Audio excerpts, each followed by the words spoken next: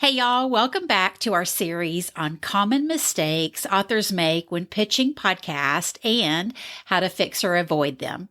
This is Book Marketing Mania, and I'm your host, Kim Stewart. And last week, we talked about the common mistake of sending cookie cutter pitches and how to fix those by personalizing your email pitches to show your podcast hosts that you understand the mission of their podcast and the audience that they're serving. And so today, let's dive a little deeper into your pitch and let's talk about common podcast pitching mistake number 5. Your pitch is all about you.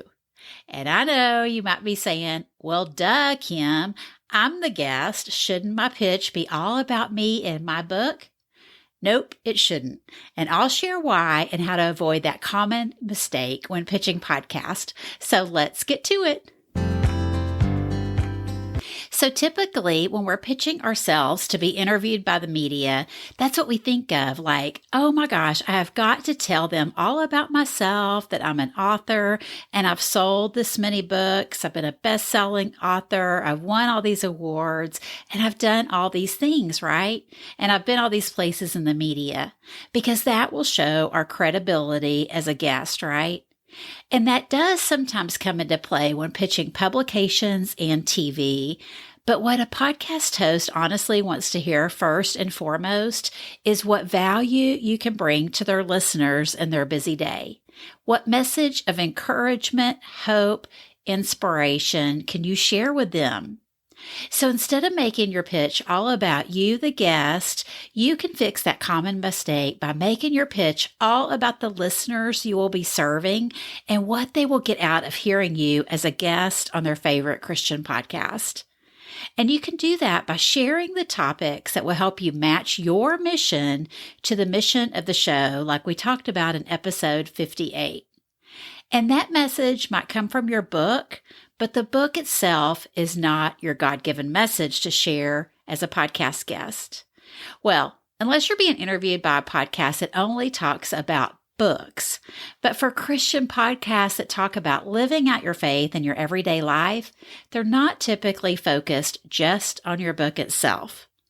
So to make your pitch all about the listeners you'll be serving, I like to pitch 3 topics the host can choose from, or sometimes I'll just pitch one topic with 3 to 5 talking points if I'm very confident about the topic I'm pitching has not been covered before on their show, because I just want to really hone in on what the value is that the guest is bringing to the host.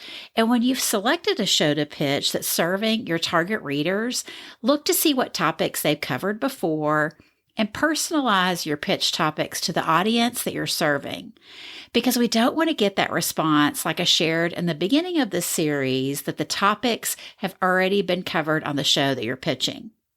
And back on episode 17, my friend Katie Reed, author and co-host of the popular Martha and Mary show, was my guest, and she shared, I think it's helpful to pitch several ideas and don't be a repeat topic. I just had a publisher reach out to me about a topic, but I've interviewed someone about that before, and I didn't want to do the same podcast episode twice. So by pitching multiple topics to a podcast host, you're covering your base there. Now, I also want you to keep your host in mind when you're pitching, and how can you bring value to not only their listeners, but to them too? Well, you might customize your topic in a way that's really timely for their content calendar. It might tie into something going on in the news. So I want to make sure I mention that in my pitch, right? So, or maybe like you bring a super unique or diverse voice to the host. And I definitely want to mention that because I know podcast hosts are all looking for diverse voices these days. So be upfront about it and let them know that you have something that you want to talk about that no one's ever talked about before on the show, or maybe you're coming at it from a totally different perspective than the listeners have heard before. Or perhaps, you have an alternate view on a topic. Like if it's a parenting show, maybe there's been some similar topics that take one specific view on something specific to parenting, but you have an alternate view that might actually surprise the listeners. So pitch that and be different than everybody else that's been pitching the show with the same topic. And be sure and include in your pitch how you'll share the interview after it airs. That's another pet peeve of podcast hosts, is that their guests don't share the interview. And I don't understand it, but they don't. So be sure and say in your pitch, and again, this is something they don't hear often, but say, hey, if this works out, I will share the episode when it airs with my email list, or I will share the episode when it airs with my social media followers. And if you have significant numbers to share, go ahead and put those in. But otherwise, don't worry about it and just say simply, I'm going to share this interview in this way, right? So that just brings you to the top of the list, because not many people are doing that in their podcast pitches. And if you haven't listened yet to episode 51, be sure and tune in, because I share 7 ways to share your guest interview, and I'll be sure and put a link here in your show notes. So take time to review your podcast pitch and communicate the value you bring to the listeners and the host, and avoid the common podcast pitching mistake of making your podcast pitch all about you. And if you're ready to get started, grab my free video training on 5 steps to jumpstart your podcast pitching. I'll link it here in your player, or you can head to bookmarketingmania.com to sign up.